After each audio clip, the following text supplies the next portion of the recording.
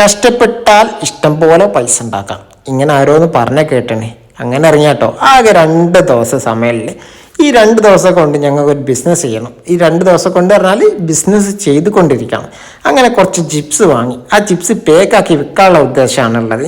ചിപ്സിന് ഇപ്പോഴത്തെ കാലത്ത് നല്ല റേറ്റാണ്. അത് പറയേണ്ട ആവശ്യമില്ലല്ലോ, എല്ലാവർക്കും അറിയുന്ന കാര്യമായതുകൊണ്ട് ഞങ്ങൾ എന്ത് ചെയ്ത് കുറച്ച് ചിപ്സ് ഇറക്കി.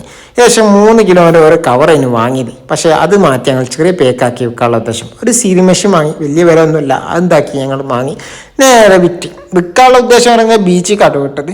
ബീച്ചിൽ പോയപ്പോൾ ഒരു മനുഷ്യന്മാരില്ല. ഇവരെ കേടപ്പോയിന്ന് പലവട്ടം ഞാൻ ആലോചിച്ച്. ഇവനെ കൊണ്ട് വായിക്കാം ഒരു പരിപാടി തൊട്ട് എങ്ങനെ ഉണ്ടാവുള്ളൂ. തുടക്കത്തിൽ നോക്കണ്ട, ഞങ്ങൾ SM സ്ട്രീറ്റ് കവിട്ടത് അവിടെ പോയിട്ട് ഒരു ജ്യൂസ് കുടിച്ച് നേരെ ഇറങ്ങി. വിൽപ്പന കിലോ 10 കിലോ 10 പറഞ്ഞിട്ട് അത് വിറ്റ്. കിലോനൊന്നുമില്ല കേട്ടോ, ഞാൻ വെറുതെ ഫ്ലോയിൽ പറഞ്ഞാണ്. അതോടെ എന്ത് ചെയ്ത് അതൊക്കെ വിറ്റ് തീർത്ത് ലാസ്റ്റ് പേസ് ഫുള്ളായപ്പോൾ ഞങ്ങൾ നേരെ ബീച്ചിൽ വിട്ടി. വീട്ടിലെത്തിയപ്പോൾ എന്നെക്കുമ്പോൾ ഒരുപാടുണ്ട്.